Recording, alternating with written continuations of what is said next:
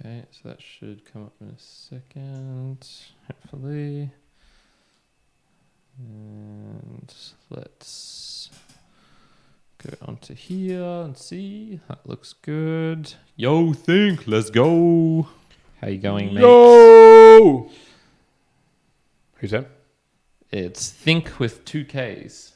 Ooh. It's sort of like thick, Mm. but think instead. So it's probably got a fat booty as well. If you know what I mean. If you know what I mean. Yeah, that sounds alright. Honestly, there is some foolishness currently happening in NFTs when people are using DAOs to lend. This guy owes 1,450 ETH in his play at the moment. Oh my god. So for those wondering, I'm just writing a question here in the chat because my brother was suggesting it's good to have a question for people who are randomly coming in, just at uncertain time. I like that. Can you, I've got a question. I've got a one to put in there. Yep. Put in, is a desire for status a fundamental human motive? Is desire for status a fundamental human motive?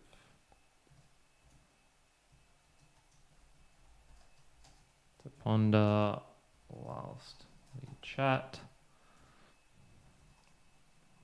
Yo, Peter, that's a lot of juice. Peter's in the chat. Peter! Can you see my juice? Yeah. He's looking at my juice. Yeah, well, when you put it to the side like that, We're saying, Peter, it's 20. It does look like a lot of juice. However, it's 25% fruit juice. So theoretically, it is just a lot of sugar and liquid with some fruit in there. Coolies. There is so much things going on my phone, everybody, that I am struggling to even just do one thing that I want to do. So I'm going to do none of them until I finish the podcast. Sounds good. It's probably the right idea. Get focused. All right, there we go. So there's some stuff there for people if they want to, Cool. if they come in late and want to check that out. I also did the first post on Twitter saying we're going live. I just saw it then. Yeah, I hope there's To how many followers? I think I've got 90. 90. Yeah. Nice, cool. That's a lot. That's way more than I thought you were going to say. Holy damn. Considering how little effort I put Yeah. into it. How many followers do we think? 586. You are? Yep. Yeah, good on you, man. All right. Cool. All right. 7:02. So we're live. This will get going. I'll run us off for the start. So I'll bring my notes up. And here we go.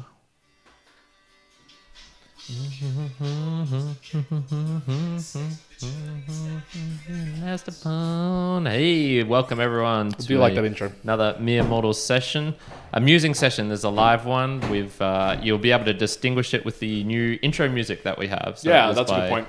Songs of New Growth, who are a podcasting 2.0 band that are putting their music up as podcasts. And I can have a clarification as well. They didn't write that song for us. So, good. Okay. That's interesting. That is interesting because if you listen to the full song, there was a lot of lyrics that sort of touch upon similar theme. Like it has Mere Mortals in it as well. So big shout out to Anthony for sending that on to us, even though it wasn't specifically written. Yeah, very cool. And he's also sent through an acoustic version as well. If I might do that someday. I probably as well. would prefer the acoustic version, perhaps. Yeah. Okay. All right. We'll do that for the next one. We'll try that out.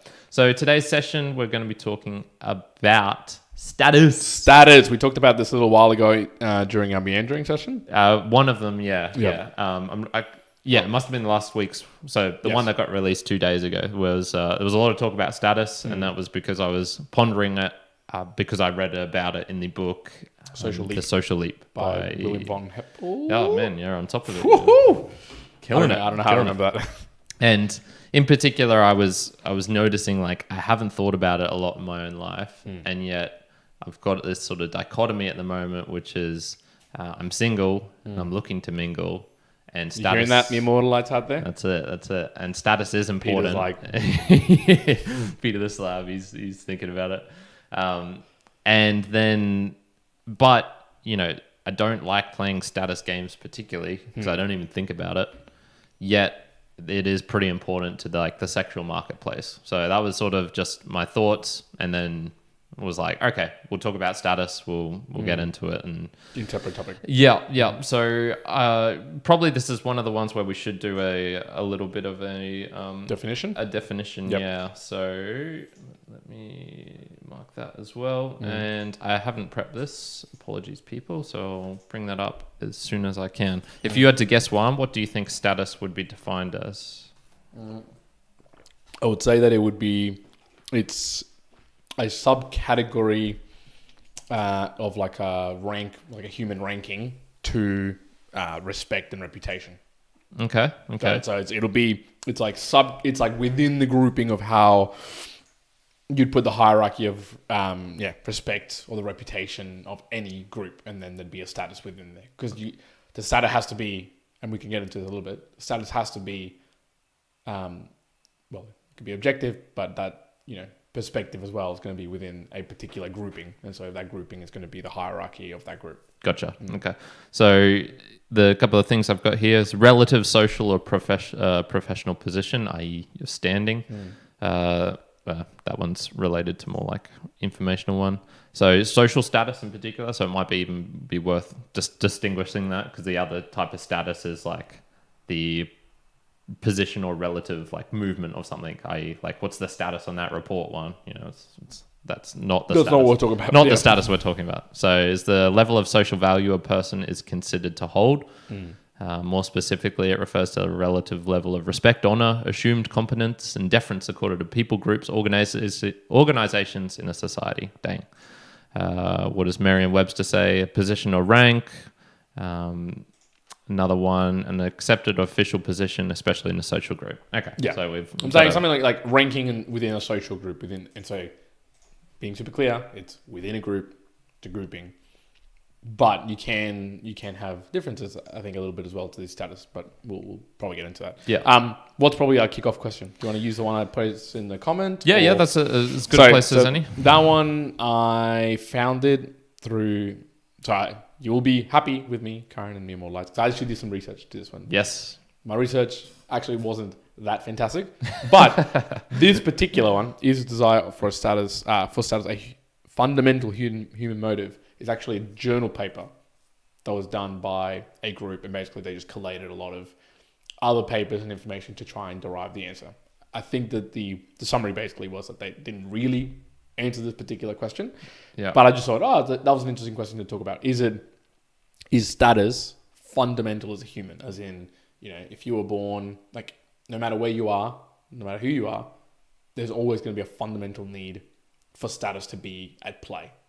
Or, I guess said in another way, will you always have that subcategory of like the rank where you place in the structure that you'll always, whether, and I think I found someone else where it's like everyone cares about status whether you're aware of it or not. Is that like just a fundamental thing that would happen as a question? Well, I guess like the awareness is one point. I would say not everyone is aware of it. So you can be playing status games and not be aware of it. So if you're in a soccer team or something, you might think like, all I care about is the team's performance, the team's winning.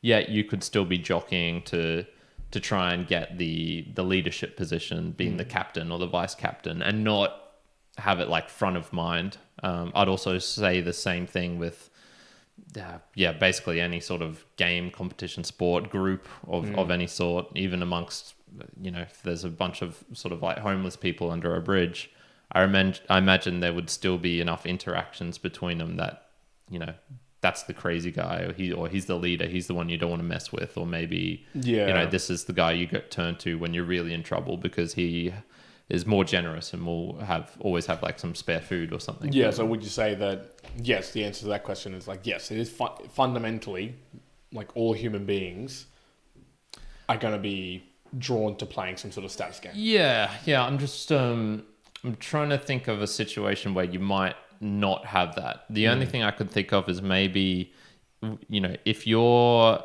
lost in a big city, for example. So I was listening to It was a documentary about a murderer. It was on Netflix. It was an English guy who basically would seduce young men, bring them back to his apartment, and then he would kill them somehow, usually like drugging them and then killing them a myriad of ways. I think he suffocated, strangled, drowned people. Like he was just a bit twisted in the mind, a little bit, and then would regularly have bonfires, cremate their ashes, and so he killed I think like 15, 16 people, perhaps more. Damn. And a survivor of one of his, like, I guess, attacks in that he got drugged, woke up because the guy didn't do it properly. He was saying, one of the things that happened to him was when he moved to London, he was sort of lost in the crowd, and he loved that feeling of almost being a nobody, that you could do whatever you want, that you're so anonymous that there's no, I guess in that case, status. Like you're not seeking status, you're sort of running away from maybe your old social status or something like that. So maybe that situation where you get lost in a city and you're running away from something perhaps, or you're wanting to not be associated with an old status, that is maybe one where I could say, at least for a brief period, you probably don't.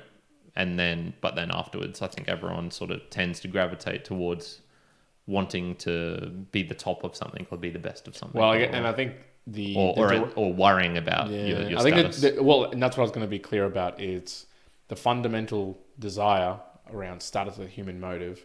I guess the general way you think about it is like, oh, make your status better because, it's the manager to the senior manager. It's from co-captain to being just like the sole captain or being the captain of Div 1 rather than Div 2. Yeah.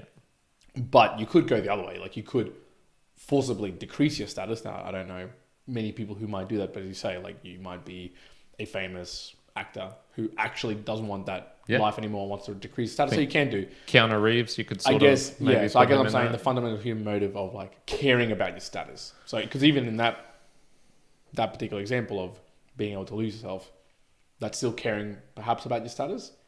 Maybe not. Like I guess you could play on words and be like, no, I don't really care because of whatever. Or you could say like a monk maybe doesn't care about status at all. About it, yeah. So I'd say 99% of the time, most human beings are going to care about status in some way, shape, or form around what it is at your status, whether it's too much or too, far in between. Yeah. There's probably a couple of human beings out there that it's like, okay, doesn't apply to me because I've like transcended and I'm already in another planet. And they're probably, and they're not listening to the mere mortals. Right? Yeah. So mere mortals about the mere mortals. So. And they're probably so far out the box in terms of just interactions that it's like, a disabled, like someone who mentally can't think, IQ of 20, they not thinking about status because they can't even get the form of what status that's not is. A concept that they can actually articulate. Yeah. So include that in as well. But yeah, I would say it's sort of like evolution in a way. You're not thinking about it, but everything in your genes is driving you towards putting children in the next generation and spreading your genes. Okay. Or there's should be clear about that as well. Or you can even get your genes into the next generation by being a great auntie or uncle as well. So there's those sort of hidden things which might push you a lot forward. Gotcha. Which you're not aware about. Okay, let's get a little bit practical. Yeah. So status particular. Obviously, you've had some thoughts or you've been reading a little bit of obviously the book, and I've now forgotten was it?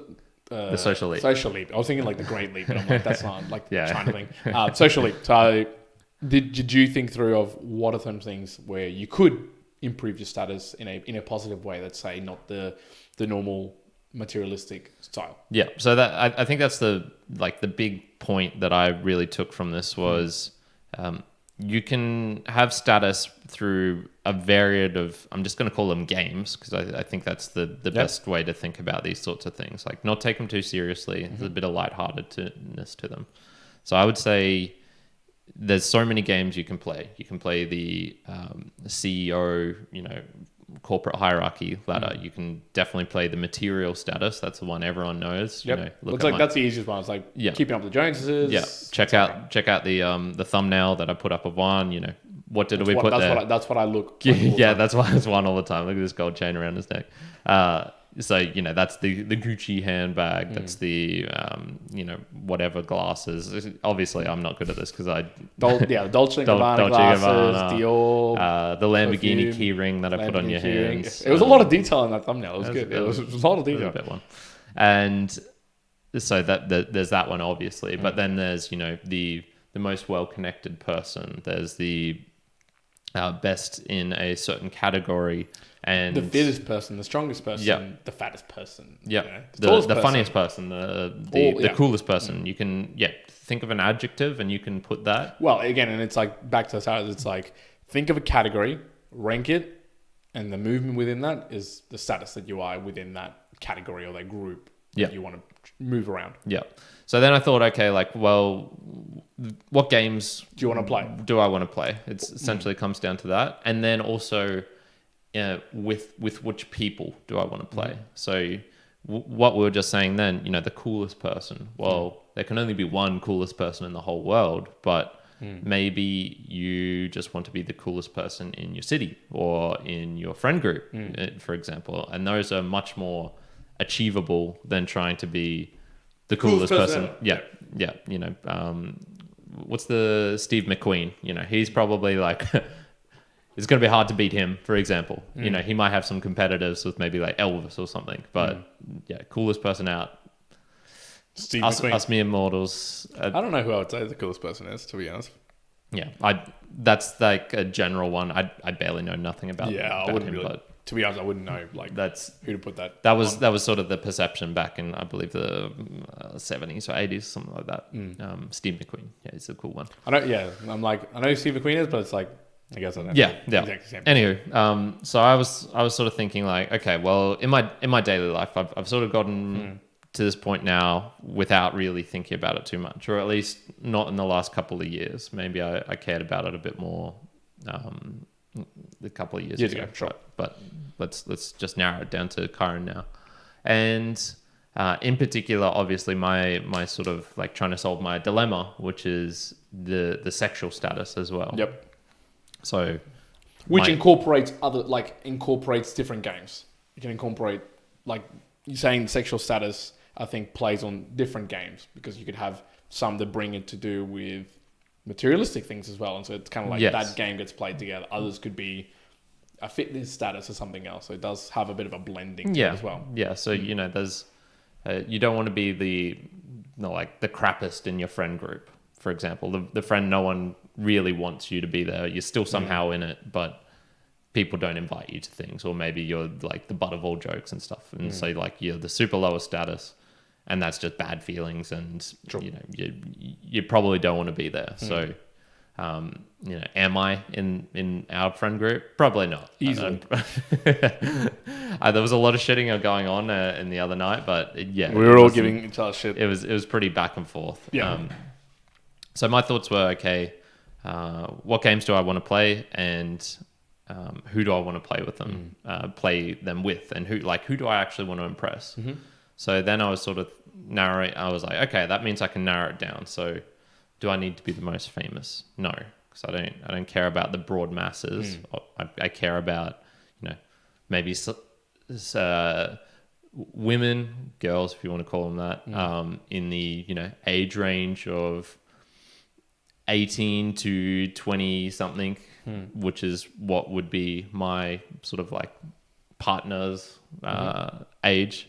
And then, it's like, okay, well, that means I don't have to impress guys, for example. I don't care about impressing guys. True. I can't. Is this a revelation for you? Yeah.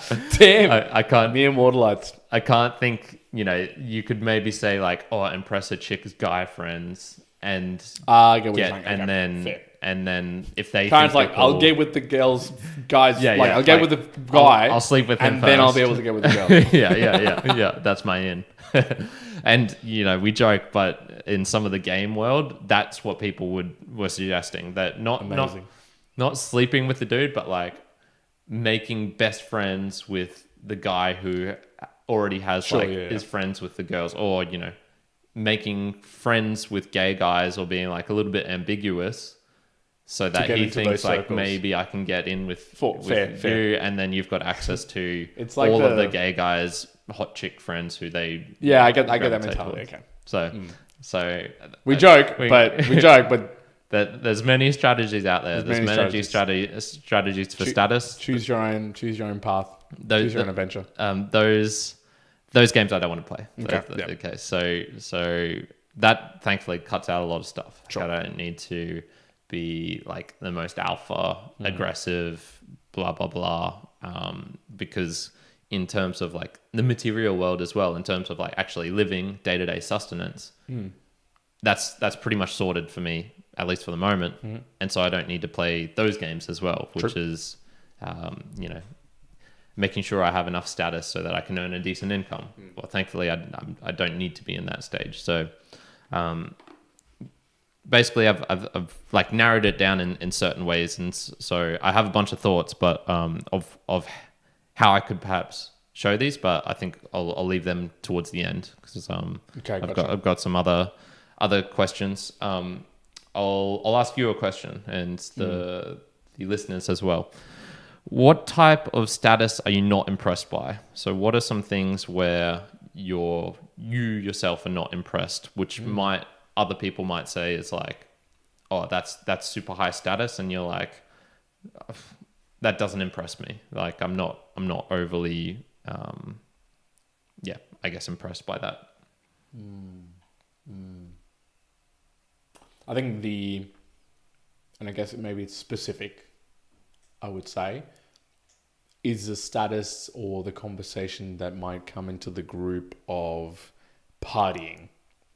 Like I wouldn't be impressed or care to play the status of I go out Thursday, Fridays, Saturday nights, all the bartenders know me, all these people know me. So I think that's called like local fame in a way. You know, you've managed to make yourself famous in a bar in a certain city. Yeah, like that sort of, to me, and I can see the positive to it, but I just have like to me at least directly, I'm like, oh, I do not entirely see that I would want to ever play at status, and I just see it as like a meh, whatever. If anyone, I don't actually interact with anybody, I think that does do that, but if I did, I'd be like, I'd be kind of put off, I would say. I was going to say things like materialistic things specifically to cars, but I don't think that's true entirely, because I do think that I do enjoy my cars broadly for just like general purpose, but I think specifically something when I see a good car, I'm like, oh, that's really cool. It must be a cool person. But here's an interesting one actually with that particular example, and I don't know if it expands to other examples, in status, but whenever you see, and insert here, me more lights, or for you, Kyrin, somewhere where you actually see someone and be like, oh man, that's really, really cool. You don't think, oh, that's really, really cool, or that's really awesome. Not of the person, but of the object and you being in that position. So the example here is, if you see someone in a Lamborghini, right, and they're driving around, you don't particularly think, wow, that person must be really cool. They're a really high status. No, you go, wow, if I was in that car driving right now, I would be seen as a higher status. You never you don't think that. So in equivalently, when people see you, if you were driving that Lamborghini, they're not going to think, oh, that person's a higher status. They're generally more to think, oh, that's a cool car. If I was in that car, I would probably be seen as a higher status by people. Yeah, so I wonder how that applies in others. Comes afterwards, I guess. Exactly, yeah. So, that's a side tangent, but I would say, maybe that local fame, I guess, that you're saying, to me, I'd be like, I almost see it as a detractor. I almost see it as a detractor now in certain ways. Okay, yep. Just on that point, you might be able to answer this definitively because you know more people with expensive cars, but I knew a dude with a Lambo who was saying the most sort of status points you get, i.e. the most wow factor you get, is not when you tell someone about it that you own it. It's when someone else says, oh, Doug, he has a Lambo. And then that's when he'll get like the most sort of brownie points of like other people coming up to him being like, oh, I heard you own a Lambo. Like, that's amazing, blah, blah, blah. Yeah, that seems true, I would say. Yeah. I mean, I'm just trying to think like, how would that apply? I think just broadly, that probably just speaks broad to your status, because it's a difference between like you presenting to try to tell the group, hey, I'm here at the status level. If you want to just go like really general, it's like, no, someone else in the group is saying like, hey, this person's a high status because of this. It's like, and then everyone's like, oh yeah, you are. And like kind of brings it together to be like, yes, you are high status because of that, and employs that. Which gets, I guess, to one point which was made in the book, and then also is really relevant. It's subjective. It's subjective in the sense that it's well. I would pause that thought in terms of the subjective bit, because I was like having a look at it and I'm like, oh, there is a subjective, but then there's the other two of being objective and the perspective as well. So there's definitely a subjective status. That. Okay, so and this one I wanted to talk it through. I just want to pause it. So I was like, okay, I wanted to get your opinion on this to see whether the status truly was within this or not. So for sure, there's a subjective view of status, and we'll talk about that for sure, because I think it applies to a lot of things. But there is the objective view, and then there's the reputational view. And the reputational view is different to the subjective view. So the subjective view is more... Can you do the objective first? Yeah. So they say the objective view is Kyrin, height. Kyrin is taller than 1. In the status of like height, yes, Kyrin's higher up there. Yeah. Like that's objective. Like that's the reality. There's physics. That's like an immutable thing. That doesn't change. Let's just say the status of like... probably like on average, someone in Australia having a higher income than someone in Ethiopia.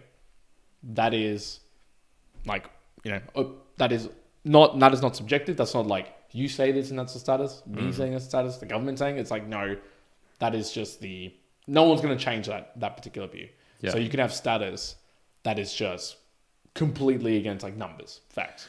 Yeah, the one thing I was trying to think, like, is it really? Would you really call that status, or would you not? I'd call that as the measuring of status. Okay. So that's like how you can measure, and you can have faulty measurements as well. So you can think, oh, that guy with the shiny watch and the big car and the fancy suit, man, he must be really wealthy compared to that guy next to him who's sort of dressed, just in jeans and a t-shirt.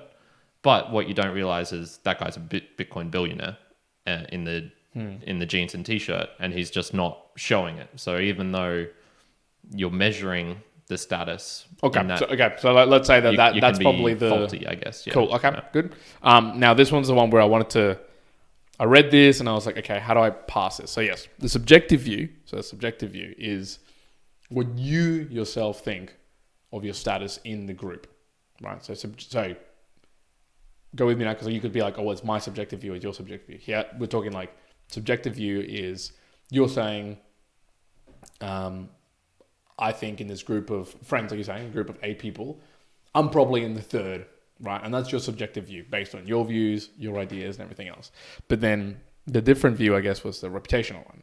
And so the reputational one was, as we say, how others see you within the group, because that can be very, very different to the subjective view, in the sense that what if your subjective view is that you're third out of a group of 8, but the reputational view is like, no, you're bottom. Like everyone thinks that you're the bottom, right?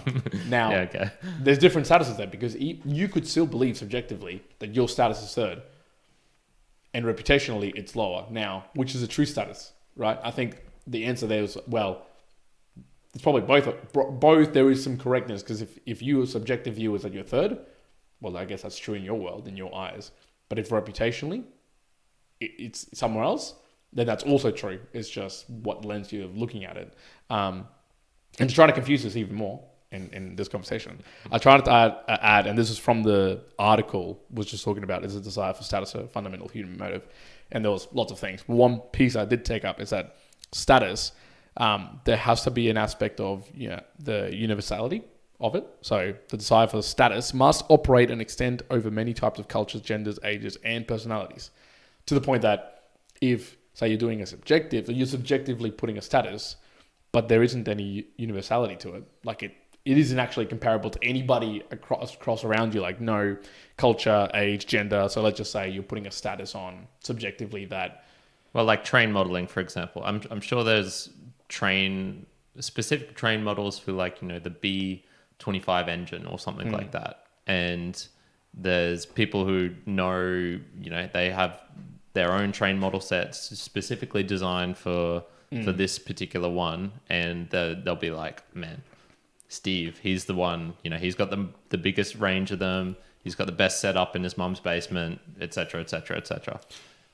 But, you know, no one else in the world knows about train sets and stuff like that. Yeah, well, I mean, that's sort of what you're getting at. Yeah, I guess something like that. I guess let's that exact example with the trains. Say if in our group, you were the one who was into it, and you're like, my status is number one, but there's no universality within that group because nobody gives a shit. Like, none of us, no one would care. So the reputational status would be like, it doesn't matter. Like, even though you're number one of that, it doesn't matter. Like, there's no play on anything of that particular group.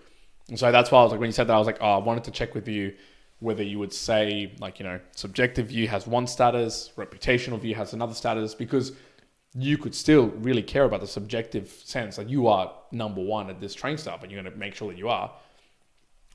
Almost similarly to handstands. No one in our group really cares to be like the longest handstand or going to one hand. Really, no one in our group. Subjectively, though, you'd be like, from like your status, you might be like, I want to be known as like the handstand person. But within our group, reputational, it's like, it doesn't matter. Doesn't matter if you were the best or you weren't the best, status wise. Although that one, I guess you could. There is other benefits, so it does get a bit more confounding. Yeah, I suppose like just to sort of sum up that section, it can be super fluid. So you can have high status in one arena, and it can matter zero with a completely different group. And then also the measuring of it can be, I suppose, like sort of faulty in a way, in that it's not fixed and set. If you have $1 million back in the 1600s, you are so rich. You're so rich, and yet nowadays, like that's almost nothing. And you could be sitting on $1 million right now, and you're thinking like, man, I'm doing awesome. And then you join a conference, and there's a bunch of other millionaires there, and you go, shit, like I'm now the lowest.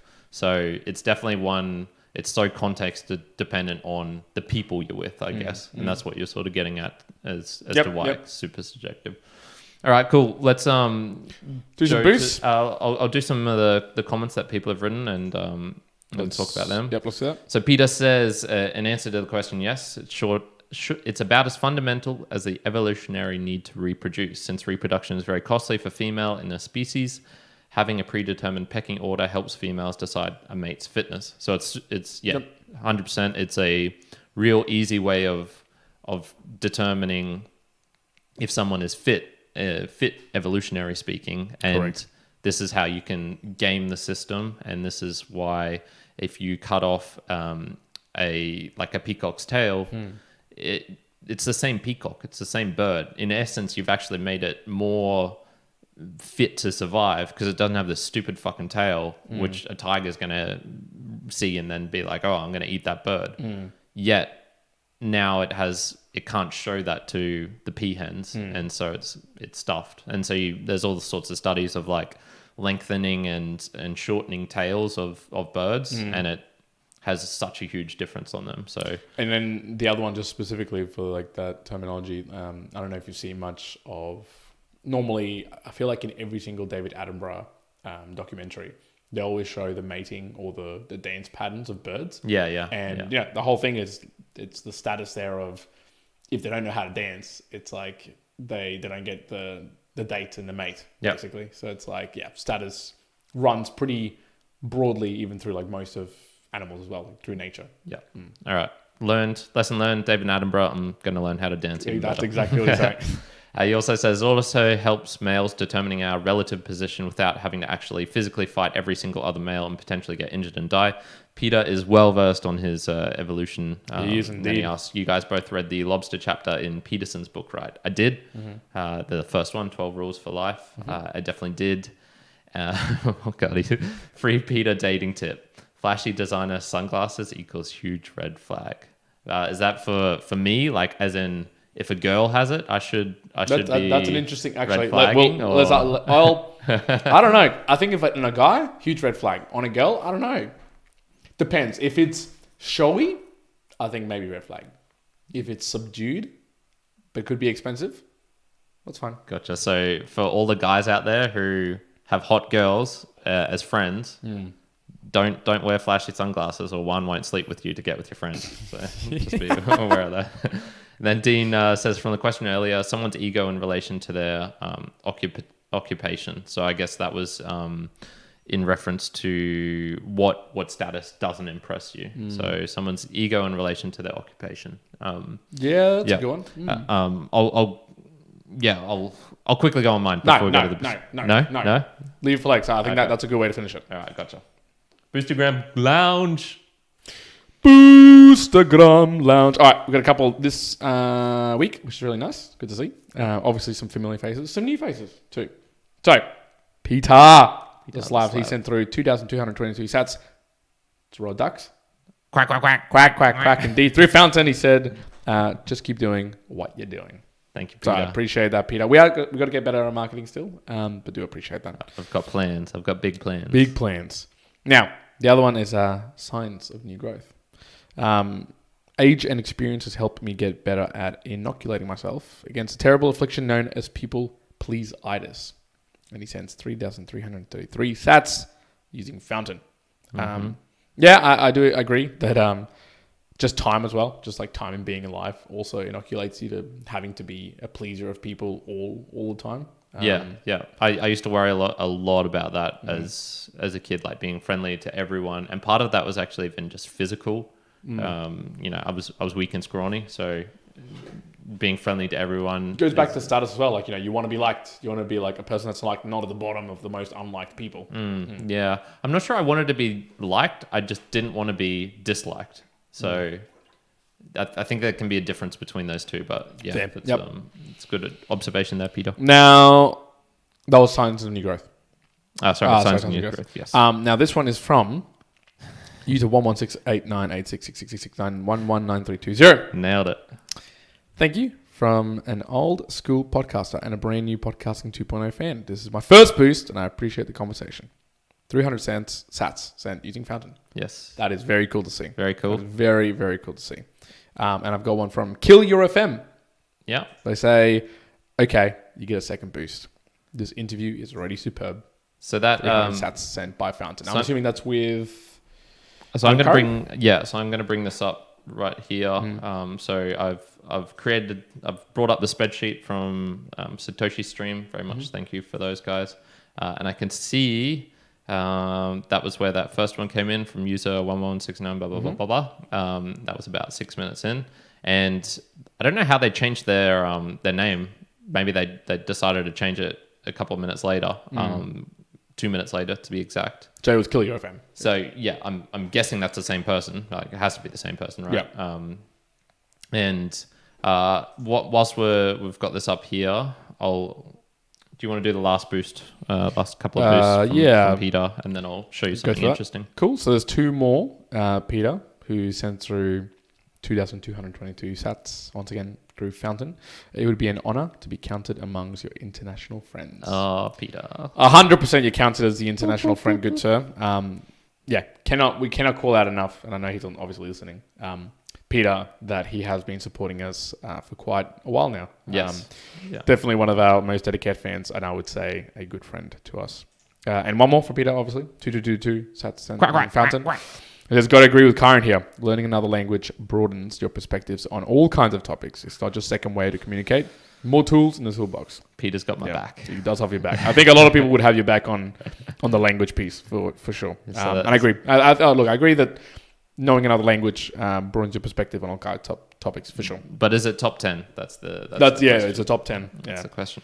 You know what? I'm gonna save it. I was looking through a lot of the Boostagrams that we've received over time, and there's so much stuff in there that I actually think it might be worth doing like a full musing session over or something like that. So I'll leave that for the moment, but just a little sneaky tidbit. Who's our top supporting booster? There's a fierce battle going on. Is it between the two? I know who the two are. Yeah, between two people, and one of them's in the chat at this very moment. Ooh, my mum.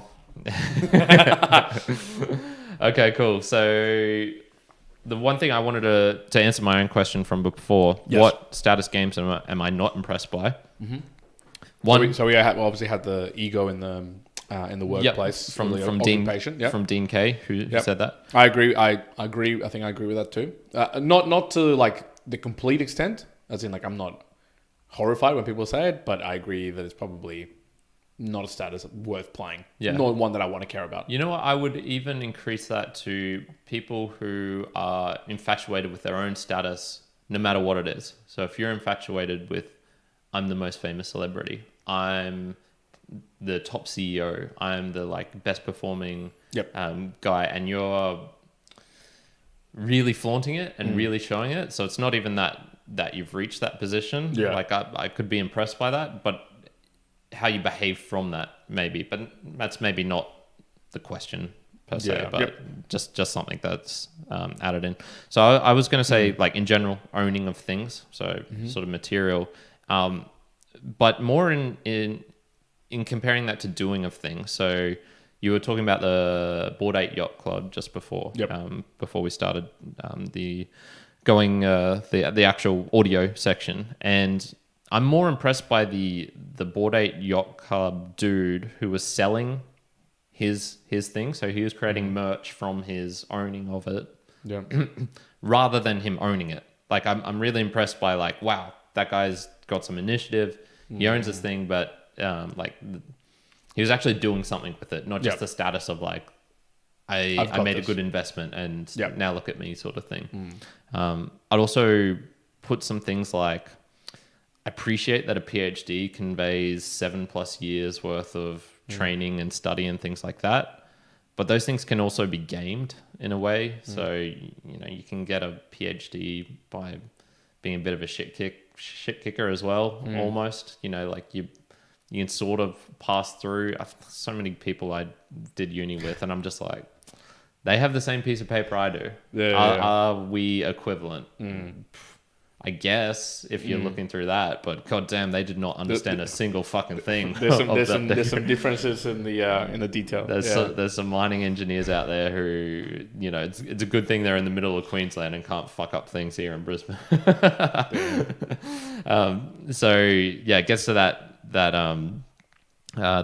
quote by I think it was Roosevelt. I think did I have it still in my phone? The Men in the Arena. Do you know that?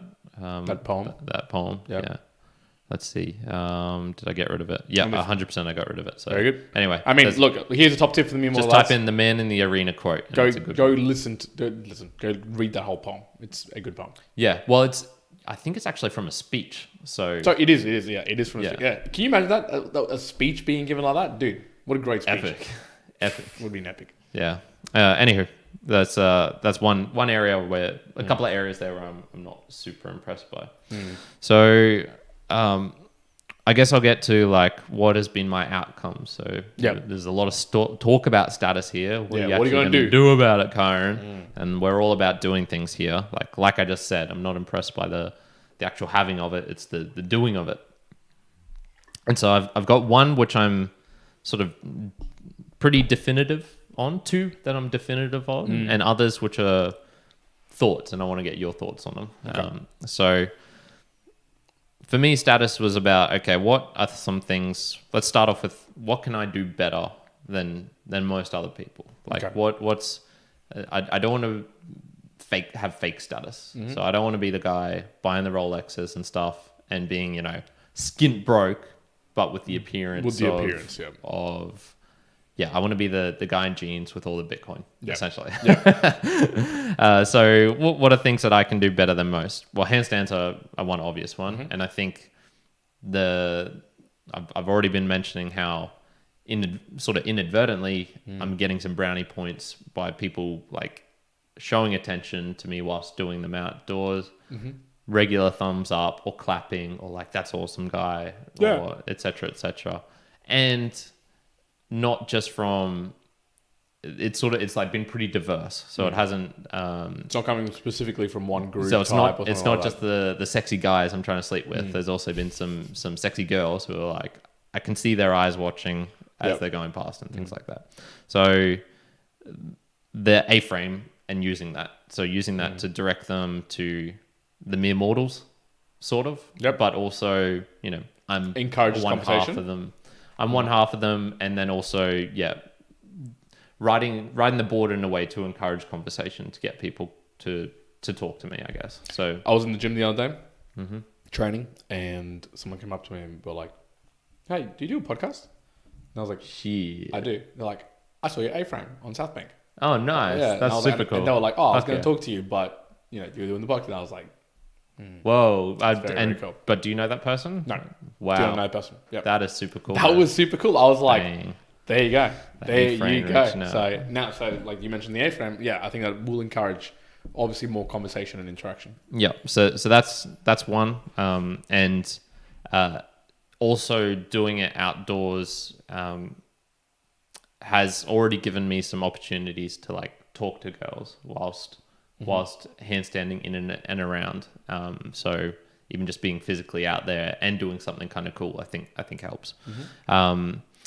Here's one which I'm sort of ing about, which is Spanish and German and languages. So I can speak, Spanish pretty good. Learning German, that puts me, I don't know, top 1% of easily people being like trilingual, I guess.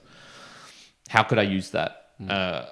My only sort of thoughts were there's something I have been doing, which is the book reviews, and I've even been sort of kicked them off again.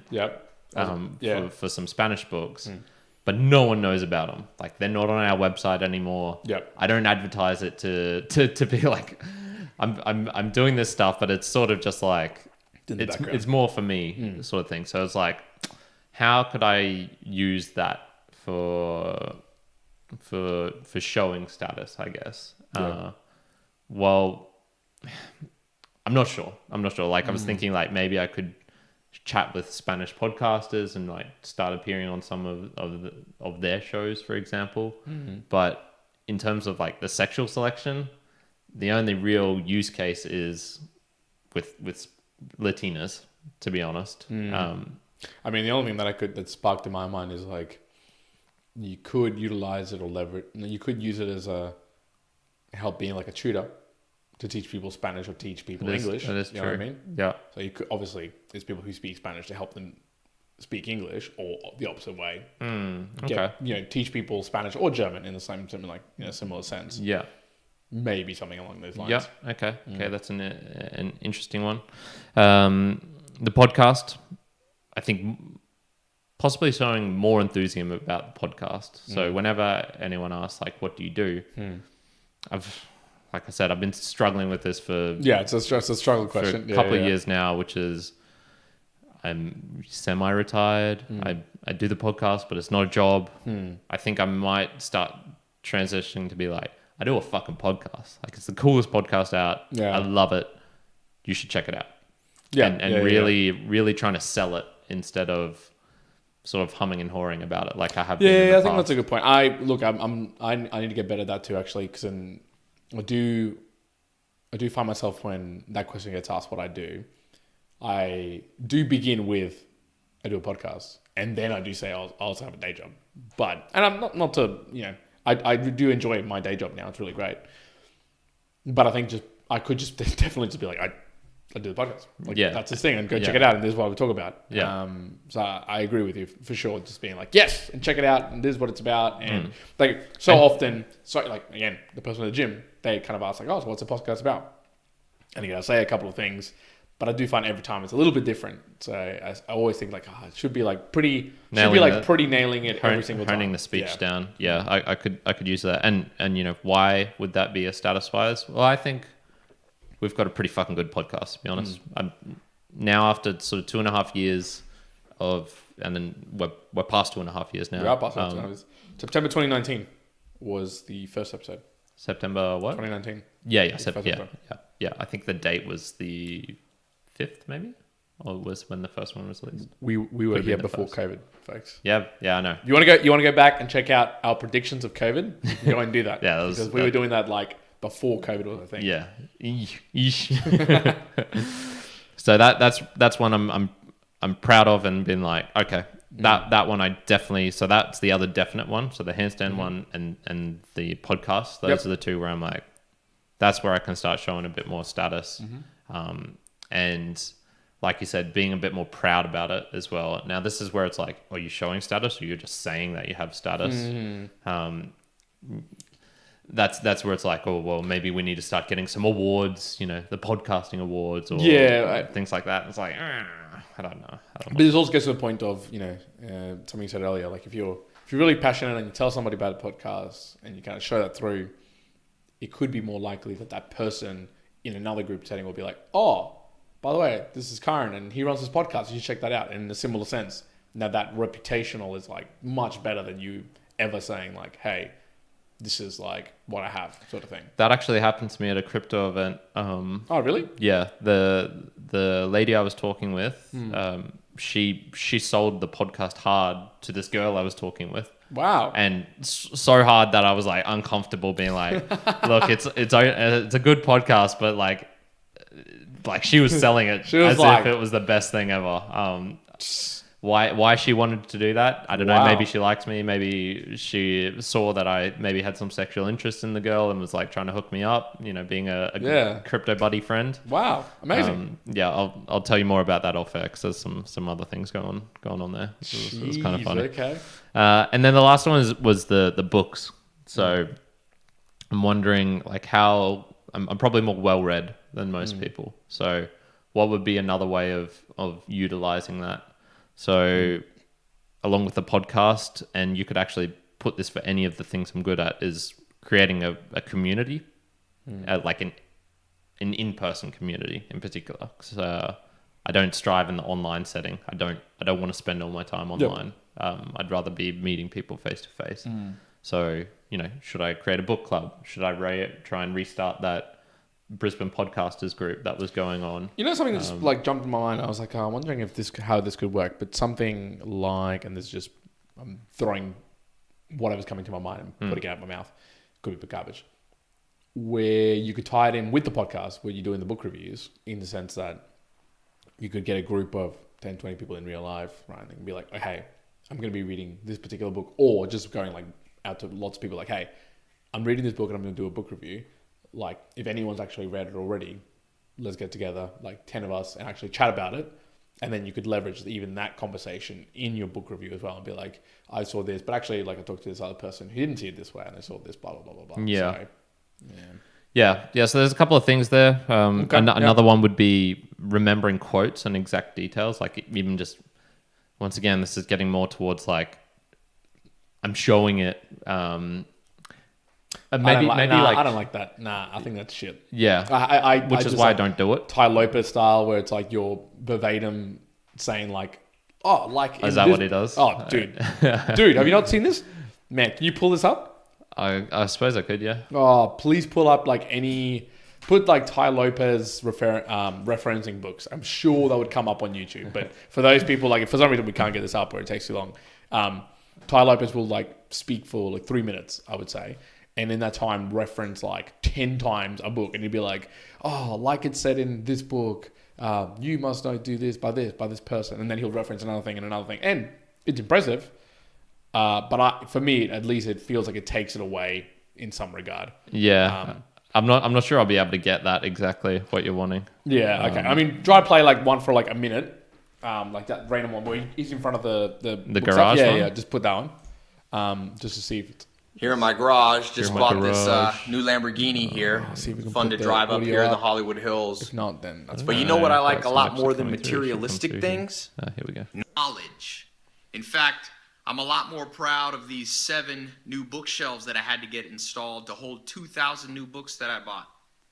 I hope it's like coming through. the billionaire Warren Buffett says, the more you learn, the more you earn. So he's quoting Buffett now. Maybe you've seen my TEDx talk where I talk about how I read a book a day. You know, I read a book a day not to show off. It's, again, about the knowledge. In fact, the real reason I keep this Lamborghini here is that it's a reminder that dreams are still possible. Because it wasn't that long ago that I was in a little town across the country. I bumped into a mentor.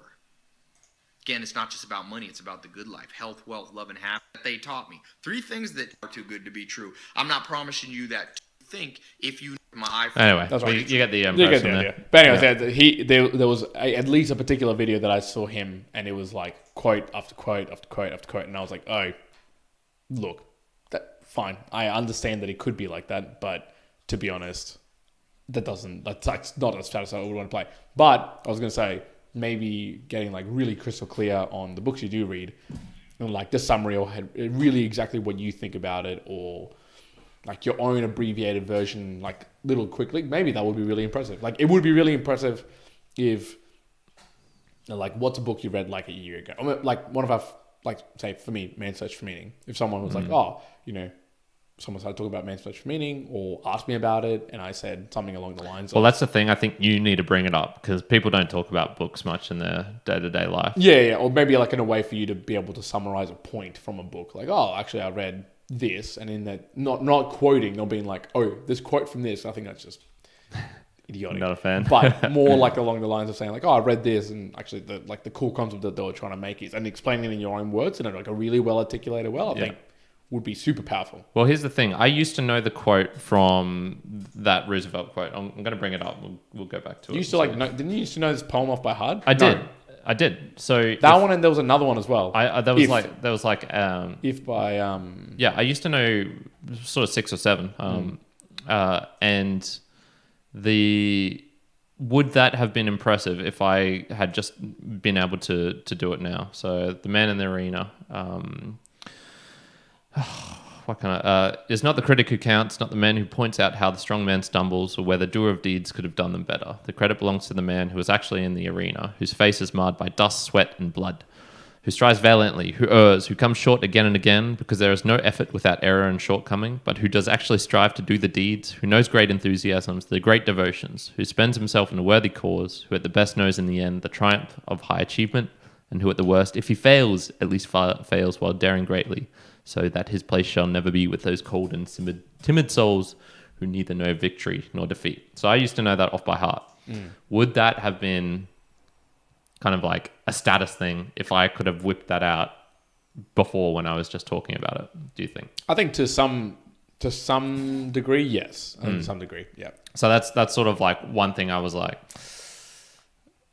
if I got good at remembering those, and I don't think so. I mean, if we're talking like for sexual selection, I think not. I think not. Unless, you know, you're trying to sleep with Roosevelt himself. Well, I don't know. Like artsy chicks might be into that, you know. Maybe. I don't. How many individuals who were born in 2001 know who Roosevelt is? Well, I don't think that's the point. I think the point is like you know something off by heart and can sort of convey it in a way. Yeah.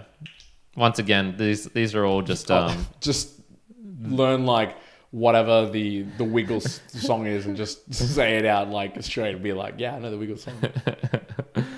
Yeah. So anyway, those were a couple of thoughts. There was a couple of ones which I can implement, and you might be thinking like after hearing that, man, Kyrin, what a tosser. But I would argue I'd be more of a tosser if I just played the normal material status game that most people tend to gravitate towards, or the corporate ladder. Like if I play, and I think that's what we're saying is like it might sound different to what you normally, like most normal people would say, but it's like, again, going back to the original question, it's fundamental really to humans, the fact of status. And just because you're hearing this like from the sexual status, I think it's just not as discussed as much. Yeah. But bet your bottom dollar, most mere mortals out there across the world are playing the status from materialistic sense, occupational sense, friend sense, whatever you want to think about it. Yeah. Money sense, like everyone's playing some sort of game.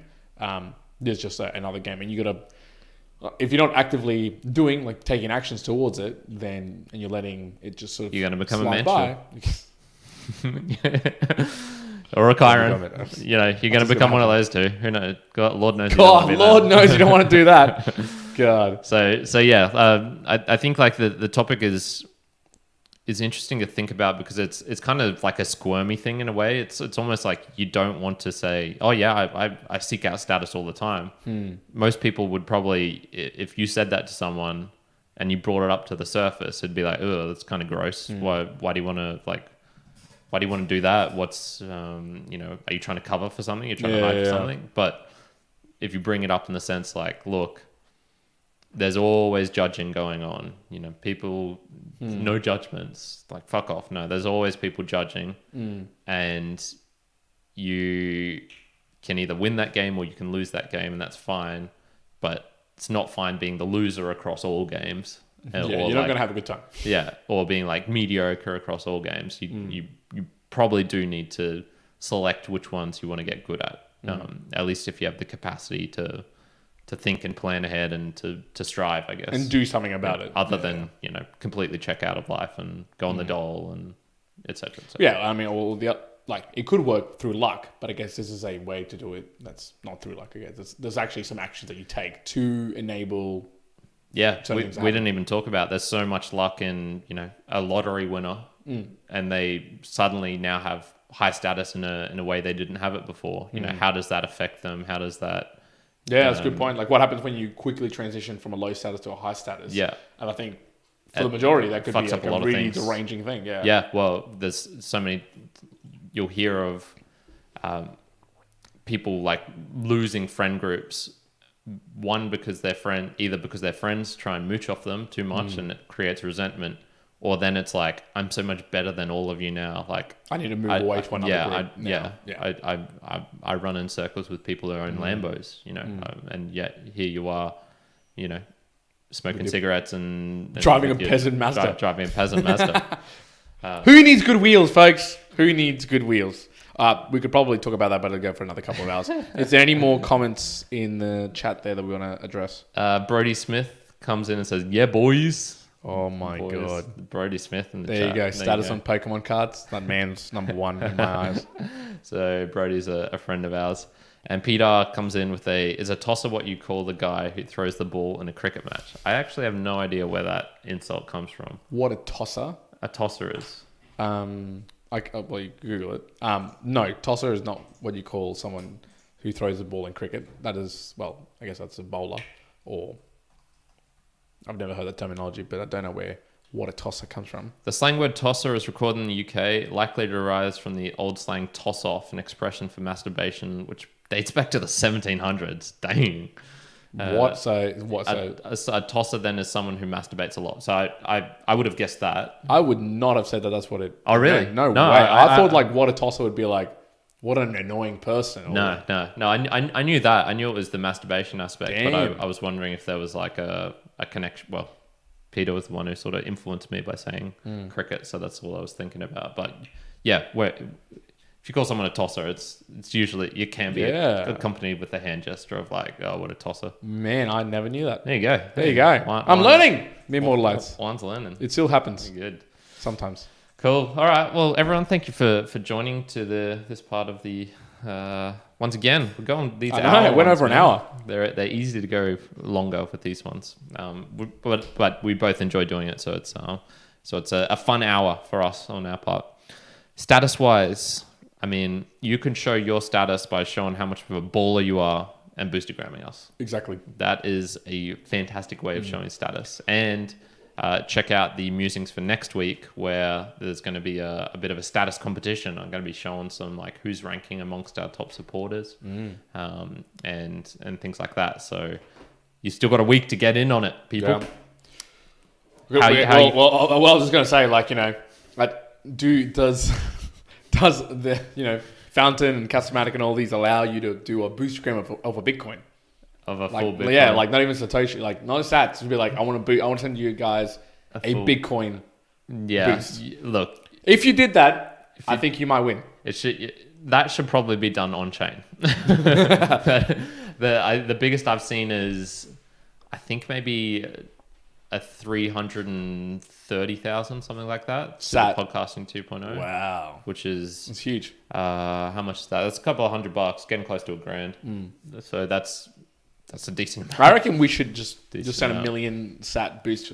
Like, you know, that would be like, you know, set ourselves in like the land of Boostagrams and whatnot. They'll be like, oh, the mere mortal guys. They're like got the lead on like the biggest boost ever. Well, I'm going to start becoming a lot more of an active booster. Now, I've been boosting the ones you listen to semi-heavily, Podcasting 2.0, Ablecraft, I did a big one to No Agenda when I had Adam on as like a thank you sort of thing. Podland, Buzz, like I've been boosting my core shows, I guess, and I'm going to branch out a bit, and I might experiment with doing small ones and maybe some larger ones to different shows and see how the reaction goes from that. Like, are you hearing that, folks? Kyrin's going to be sending out some million sat boosts. Just apply, chuck your name in the chat next time, and you'll. And Kyrin will be sending those out straight to you. 100 million sats, isn't it? The equal of Bitcoin. 100 million. That's there correct. You go. So maybe you'll get to sending out 100 million by the end of the week. So Kyrin and his. I need to buy some more Bitcoin. This sounds like it. Exactly. All right, Immortal lads, we're probably going to leave it there. Again, we're Valley for Valley enabled. We just talked about a lot of this, but if you listened into the middle part when we talk about the Boostagrams, yes, make sure that you're interacting with all the different Podcasting 2.0 apps out there. So you can Boostagram, you can stream. Obviously, that's the way that you can support us at the podcast here. For now, we're going to leave the conversation of status and musings alone. I hope you enjoyed everywhere, wherever you are in the world. Immortal lads, one out. Kyrin the Tosser out. Good. Alrighty, thank you, Brody, Dean, and Peter for jumping in the chat. That was a fun one. It's good to see you again, or read you again, Peter. Read you again. We're going to be chatting right now once we go off about some shirts. Correct. Well. So correct.